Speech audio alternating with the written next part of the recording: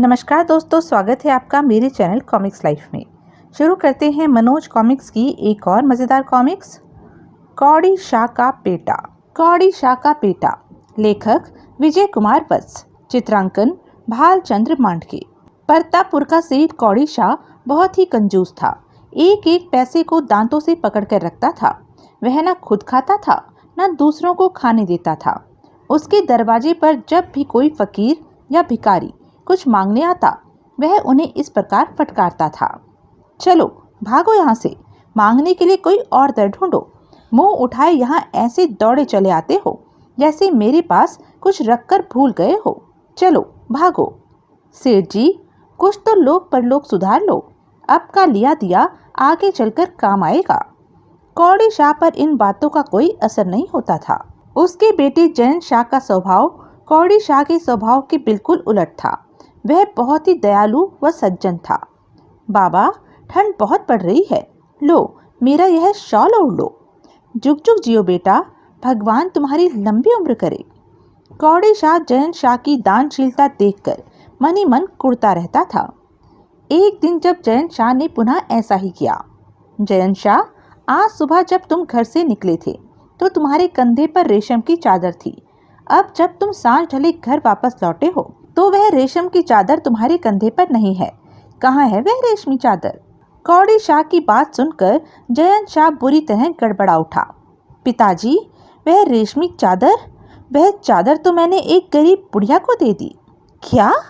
हाँ पिताजी, उस गरीब बुढ़िया के पास तन ढकने को भी कपड़ा नहीं था। उसकी ऐसी दशा देखकर मुझे उसके ऊपर दया आ गई और मैंने अपनी रेशमी चादर उस बुढ़िया को दे दी।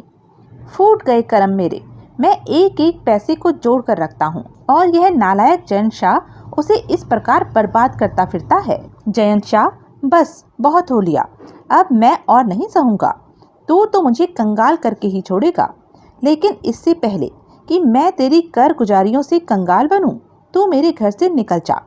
पिताजी, यह आप क्या कह रहे हैं? मैं ठीक कह रहा हूँ। आज के बाद तो मुझे अपनी मनहूस सूरत कभी ना दिखाना। जा, दूर हो जा मेरी नज़रों से। जब तू खुद कमाएगा तो पता चलेगा कि रुपया पैसा किस मेहनत से कमाया जाता है, तब तुझे धन के महत्व का पता चलेगा। ठीक है पिताजी, अगर आपकी ऐसी ही इच्छा है तो ऐसा ही सही। मैं अभी इस घर से व नगर से दूर चला जाता हूँ। इतना कह जयंत शाह कौड़ी शाह को प्रणाम कर जैसे ही वहां से जाने को उद्यत हुआ। जयंत शाह, तू जा तो रहा है, पर जाते जाते एक बात कान खोलकर सुन ले। अब इस घर में तभी कदम रखना जब खूब सारी धन दौलत कमा ले। खाली हाथ भूलकर भी इधर का रुख न करना। जी पिताजी। जब वह घर की चौखट पर पहुंचा, बेटा रुक जा जरा, यह आवाज़ सुन जयंत शाह जहां का तहां रुक गया। उसने पलट कर देखा। माँ, तुम? बेटा माँ से मिले बिना घर छोड़कर जा रहा है। आंखों में आंसू लिए माँ ने दौड़कर जयंत शाह को सीने से लगा लिया। जयंत शाह माँ को दिलासा देता हुआ बोला, माँ फिक्र न करो, मैं शीघ्र ही खूब सारा धन कमाकर वापस लौटूंगा। बेटा, मैं तेरे बिना कैसे रहूंगी? जयंत शाह ने जब माँ को बहुत समझाया तो वह आंसू पोंछकर आंचल में बंधी 6 स्वर्ण मुद्राएं खोलकर उन्हें जयंत शाह को देती हुई उससे बोली, बेटा तू परदेश जा रहा है, इन 6 स्वर्ण मुद्राओं को अपने पास रख ले, वक्त जरूरत पड़ने पर ये तेरे काम आएंगी। अच्छा माँ। जयंत शाह ने माँ से स्वर्ण मुद्राएं ले ली और माँ के पैर छू उससे आशीर्वाद ले वहाँ से चल दिया। भगवान, मेरे बेटे की रक्षा करना। जयंत शाह चलते चलते जब एक हलवाई की दुकान के बाहर से गुजरा। नामुराद बिल्ली, ले अपनी करतूत की सजा भुगत। म्याऊं म्याऊं। बिल्ली को इस बेरहमी से पिटते देख जयंत शाह वहीं रुक गया। वह हलवाई से बोला, क्यों भाई, इस बिल्ली ने आखिर ऐसा क्या कसूर किया है जो तुम इसे इस प्रकार मार रहे हो? म्याऊं। इस बिल्ली ने मेरी दुकान की सारी मिठाइयों को जूठा कर दिया है, अगर इसे मारूं नहीं तो क्या करूं? इतना कहकर वह पुनः बिल्ली को पीटने लगा। म्याऊं म्याऊं। यह कसाई हलवाई तो इस बिल्ली को मार ही डालेगा। किसी तरह इस बिल्ली को हलवाई के पंजे से बचाना चाहिए। रुको भाई रुको। हलवाई ने उसकी ओर देखा। क्या है? भाई, इस बिल्ली को छोड़ क्यों नहीं देते? क्या इसे मार डालने का इरादा है? हाँ, मैं इसे जान से मार कर रहूंगा। नहीं भाई, ऐसा अनर्थ न करना। बिल्ली पर इतना ही तरस आ रहा है तो इसकी जान क्यों नहीं बचाते हो? मैं भला इसकी जान कैसे बचा सकता हूँ? इस बिल्ली ने मेरी दुकान की मिठाइयाँ जूठी करके मेरा 2 स्वर्ण मुद्राओं का नुकसान किया है। यदि तुम मुझे 2 स्वर्ण मुद्राएं दे दो तो मैं इस बिल्ली को छोड़ सकता हूँ। ओह, तो यह बात है। जैन शाह ने बिना एक पल गवाए जेब से 2 स्वर्ण मुद्राएं निकाली और लो, 2 स्वर्ण मुद्राएं, अब बिल्ली को छोड़ दो। हाँ, अब मुझे बिल्ली को छोड़ने में कोई ऐतराज नहीं है। हलवाई ने जैन शाह से स्वर्ण मुद्राएं ले बिल्ली को छोड़ दिया और जैन शाह आगे बढ़ गया। अभी वह कुछ कदम ही आगे बढ़ा था कि मियाऊं! जैन शाह ने चौंक कर पीछे देखा। ओह, यह तो वही बिल्ली है जिसे मैंने हलवाई के पंजे से छुड़वाया था। जैन शाह ने झुककर बिल्ली को गोद में उठाया और उसे स्नेह से पुचकारता हुआ बोला, तुम मेरे पीछे पीछे क्यों आ रही हो बिल्ली? तुमने मेरे ऊपर उपकार किया है भाई, अतः आज से मेरे इस जीवन पर तुम्हारा ही अधिकार है। आज से मैं तुम्हारी दासी और तुम मेरे मालिक हो। तुम तो मनुष्य की तरह बोल रही हो, तुम साधारण बिल्ली नहीं हो सकती। तुमने सही पहचाना मेरे भाई, मैं साधारण बिल्ली नहीं हूँ। तब तुम कौन हो? यह मैं तुम्हें अभी नहीं बताऊंगी, क्योंकि अभी अपने विषय में किसी को भी बताने का समय नहीं आया है। तुम्हारी बातों ने तो मुझे हैरत में डाल दिया है बिल्ली। भाई, हलवाई से मेरी जान बचाकर तुमने मेरे ऊपर बहुत बड़ा उपकार किया है। अब एक उपकार और कर दो। कैसा उपकार? मुझे अपने साथ ले चलो, वक्त पड़ने पर मैं तुम्हारे बहुत काम आऊंगी। अच्छा, ठीक है, तुम मेरे साथ चलो। अब आगे आगे जैन शाह था और उसके पीछे पीछे बिल्ली। अभी वे कुछ ही दूर चले थे कि चूं चूं चूं। अरे, यह आदमी इस चूहे को कहाँ ले जा रहा है? भाई, तुम इस चूहे को कहाँ ले जा रहे हो? मैं इस चूहे को मारने के लिए ले जा रहा हूँ। मारने? लेकिन क्यों? इस चूहे ने क्या कसूर किया है? इस चूहे ने मेरे गोदाम में भरे गेहूं के बोरे खा डाले हैं। इस चूहे ने मेरा बहुत नुकसान किया है। ओह, तो यह बात है। बिल्ली की तरह यह चूहा भी संकट में है। इस आदमी से इस चूहे को मुक्त कराना चाहिए। यह सोचकर वह उस आदमी से बोला, भाई, इस चूहे ने तुम्हारा कितना नुकसान किया होगा? इस चूहे ने मेरा 2 स्वर्ण मुद्राओं के बराबर का नुकसान किया है। जैन शाह झट से उस आदमी से बोला, भाई, तुम अपने हुए नुकसान की 2 स्वर्ण मुद्राएं मुझसे ले लो और इनके बदले में इस चूहे को छोड़ दो। मुझे भला इसमें क्या ऐतराज हो सकता है? लाओ, 2 स्वर्ण मुद्राएं। जैन शाह ने तुरंत 2 स्वर्ण मुद्राएं निकालकर उस आदमी को दे दी। तब उस आदमी ने चूहे को चूहेदानी से मुक्त कर दिया। आजाद होते ही चूहा जैन शाह से बोला, मेरे दयालु मुक्तिदाता, आज से मैं तुम्हारा गुलाम हुआ। तुम भी बिल्ली की तरह मनुष्य की भाषा बोलते हो चूहे, तो क्या तुम भी साधारण चूहे नहीं हो? तुमने सही पहचाना मेरे मुक्तिदाता, पर इस विषय में मैं तुम्हें अभी और कुछ नहीं बता पाऊंगा, क्योंकि अभी अपने विषय में किसी को विस्तार से बताने का उचित समय नहीं आया है। ओह, तो तुम्हारी राम कहानी भी इस बिल्ली की तरह है। हाँ मेरे मुक्तिदाता, अब मेरी तुमसे यही प्रार्थना है कि तुम मुझे अपने साथ ले चलो। वक्त पड़ने पर मैं तुम्हारे बहुत काम आऊंगा। चूहे का कथन सुनकर जैन शाह मुस्कुराया। ठीक है, तुम भी बिल्ली की तरह मेरे पीछे पीछे चल सकते हो। अब जैन शाह, बिल्ली व चूहे तीनों का काफिला अनजाने सफर पर जा रहा था। चलते चलते तीनों एक वन में पहुंचे। अरे, यह सपेरा इस सांप को पकड़कर क्यों ले जा रहा है? जैन शाह ने सपेरे को रोककर उससे पूछा, भाई, इस सांप का तुम क्या करोगे? क्या करूँगा? मेरे भाई, सांप को पकड़कर बेचना तो मेरा धंधा है। वैद्यराज चरक सर्पों को मारकर औषधियों का निर्माण करते हैं। मैं उन्हीं वैद्यराज चरक को सांप पकड़ पकड़ कर बेचता हूँ।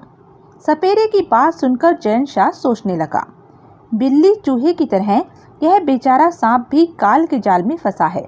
मुझे इस सांप को इस सपेरे की कैद से छुड़ाना चाहिए। यह सोचकर जैन शाह ने सपेरे से पूछा, भाई सपेरे, वैद्यराज चरक के हाथों तुम इस सांप को कितने धन में बेचोगे? वैद्यराज मुझे एक सांप की कीमत 2 स्वर्ण मुद्राएं देते हैं। तो तुम 2 स्वर्ण मुद्राएं मुझसे ले लो और बदले में इस सांप को छोड़ दो। ठीक है, मुझे तो इस सांप को बेचना ही है। वैद्यराज के हाथों न बेचकर तुम्हारे हाथ बेच दूंगा, इससे मुझे कोई फर्क नहीं पड़ेगा। तब जैन शाह ने जेब में से बाकी बची 2 स्वर्ण मुद्राएं निकालकर सपेरे को दे दी। सपेरे ने 2 स्वर्ण मुद्राएं लेकर उसी समय सांप को छोड़ दिया और अपने रास्ते चला गया। अब सांप ने फन उठाकर जैन शाह से कहा, मेरे परोपकारी मित्र, सपेरे की कैद से मुक्ति दिलाकर तुमने मेरे ऊपर बहुत बड़ा उपकार किया है। ओह, तो तुम भी मनुष्यों की भाषा बोलते हो सांप? हाँ मित्र, मैं नागराज वासुकी का पुत्र विश्कांत हूँ। पृथ्वी भ्रमण के उद्देश्य से नागलोक से पृथ्वीलोक पर आया था कि उस धूर्त सपेरे ने बीन बजाकर मुझे पकड़ लिया। तुम ना आते तो मेरी मौत निश्चित थी। मित्र सांप, मुझे खुशी है कि मैं तुम्हारे किसी काम आ सका। मित्र, तुम्हारा यह उपकार मैं जीवन भर नहीं भूलूंगा। आओ, अब मेरे साथ चलो। तुम्हारे साथ? लेकिन कहाँ? नागलोक। मैं चाहता हूँ कि तुम नागलोक चलकर मेरे पिता नागराज वासुकी से मिलो। वे तुमसे मिलकर अत्यंत प्रसन्न होंगे। मुझे भी नागराज वासुकी से मिलकर बहुत खुशी होगी मित्र। तो आओ मेरे साथ चलो। लेकिन मित्र सांप, चलने से पहले मैं तुमसे एक बात कहना चाहता हूँ। कहो मित्र। नागलोक में मेरे साथ यह बिल्ली और चूहा भी जाएंगे। मुझे भला इसमें क्या आपत्ति हो सकती है? तब ठीक है। तब जैन शाह बिल्ली और चूहा सांप के साथ चल पड़े। सांप उन्हें लेकर एक नदी के तट पर पहुंचा। वहां पहुंचकर वह मानव रूप में आकर जैन शाह से बोला, मित्र, मैं नदी में छलांग लगाने वाला हूँ। तुम लोग मेरे पीछे पीछे चले आना। ठीक है। सांप ने नदी में छलांग लगा दी। अगले ही पल मानो चमत्कार हुआ। ओह, आश्चर्य है। सांप के नदी में छलांग लगाते ही नदी का पानी 2 भागों में विभक्त हो गया है और बीच में से सीढ़ियां नजर आने लगी हैं। लगता है ये सीढ़ियां नागलोक तक जाती हैं। आओ मित्र, हैरत में क्यों पड़ गए? हैरत में डूबा जैन शाह बिल्ली और चूहे के साथ सांप के पीछे पीछे सीढ़ियां उतरने लगा। कुछ देर बाद ही वे लोग अंतिम सीढ़ी पर खड़े थे। मित्र जैन शाह, यह है हमारा नागलोक। ओह, नागलोक तो बहुत अद्भुत है। विश्कांत जैन शाह को लेकर अपने महल की ओर चल दिया। विश्कांत को देखकर राह में मिलते सर्प आदर सहित सिर झुकाकर खड़े हो जाते। विश्कांत जैन शाह को लेकर नागराज वासुकी के पास पहुंचा। बेटा विश्कांत, तुम कहाँ चले गए थे और तुम्हारे साथ ये मानव कौन है? पिताजी महाराज, यह जैन शाह है। आज पृथ्वी लोक पर इन्होंने एक सपेरे से मुझे मुक्ति दिलवाई है। फिर विश्कांत ने नागराज वासुकी को सारी बात बताई।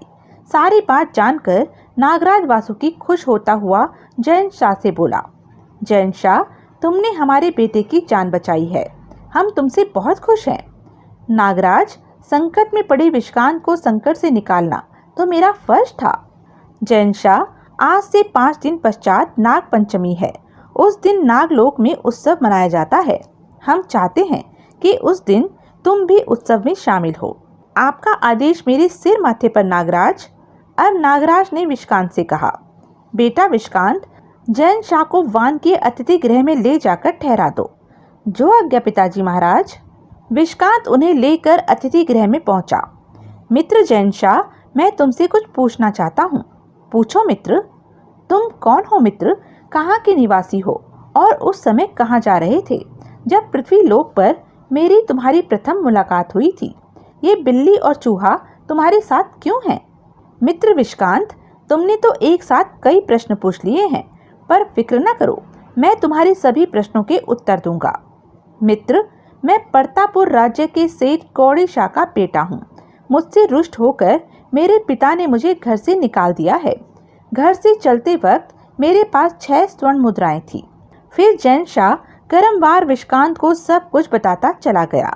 उन मुद्राओं को मैंने तुम पर व बिल्ली चूहे के ऊपर खर्च कर दिया है। अब मैं खाली जेब फाका मस्त आदमी हूँ। बस यही मेरी राम कहानी है मित्र। ओह, तब तो तुम बहुत ही सज्जन और परोपकारी हो मित्र जैन शाह। तुमने अपनी भी चिंता न करके अपने पास के धन से मुझे, बिल्ली व चूहे को जीवन दान दिया। तुम धन्य हो मित्र। इतना कहकर विश्कांत कुछ सोचने लगा। कुछ देर सोचने के बाद वह जैन शाह से बोला, मित्र, क्योंकि इस समय तुम खाली जेब और तंग हाल में हो, इसलिए ऐसी अवस्था में तुम्हारी सहायता करना मेरा परम कर्तव्य बन जाता है। तुम मेरी सहायता करोगे मित्र? लेकिन कैसे? मित्र, मेरी बात ध्यान से सुनो। मेरे पिता नागराज वासुकी के पास 3 बहुत ही अद्भुत वस्तुएं हैं। एक करामाती रुमाल, दूसरा करामाती कटोरा, तीसरा करामाती अंगूठी है। करामाती अंगूठी को उंगली में पहनकर, करामाती कटोरे को करामाती रुमाल से ढककर जो कोई भी कटोरे के ऊपर दायां हाथ करके कोई भी इच्छा करेगा, उसकी वह इच्छा अवश्य पूरी होगी। लेकिन इन तीनों करामाती वस्तुओं में एक खास विशेषता है। वह यह है कि यदि उन तीनों में से एक भी वस्तु कम हुई या खो गई तो इस अवस्था में वे तीनों करामाती वस्तुएं बेकार हैं। तब वे कोई भी इच्छा पूर्ण नहीं कर पाएंगी। मित्र, तुम मुझे ये बातें क्यों बता रहे हो? मित्र, इसका भी एक उद्देश्य है। तुम नागराज वासुकी से ये तीनों करामाती वस्तुएं मांग लेना, तब तुम्हारे सारे संकट दूर हो जाएंगे। लेकिन मित्र, भला नागराज वासुकी मुझे वे तीनों करामाती वस्तुएं क्यों देंगे? यह तुमने अच्छा प्रश्न पूछा है मित्र। सुनो, आज से 5 दिन पश्चात नाग पंचमी का उत्सव है। उस उत्सव में नागराज से तुम जो कुछ भी मांगोगे, वे उस समय सहर्षि तुम्हें उस वस्तु को दे देंगे। मित्र विश्रांत, तुमने मुझे यह सब बताकर मुझ पर बहुत उपकार किया है। मित्र, अब तुम आराम करो, कल प्रातः तुमसे फिर मुलाकात होगी। अच्छा मित्र। विश्रांत उससे विदा लेकर कक्ष से निकल गया। जाते जाते वह जैन शाह बिल्ली व चूहे की सेवा में दास दासियों को नियुक्त करता गया। तो यह थी अब तक की कहानी। आगे की कहानी जानने के लिए बने रहें मेरे साथ। और हाँ, मेरे चैनल को लाइक, शेयर और सब्सक्राइब करना ना भूलें। और कमेंट करके ज़रूर बताएं कि यह वीडियो आपको कैसा लगा। धन्यवाद।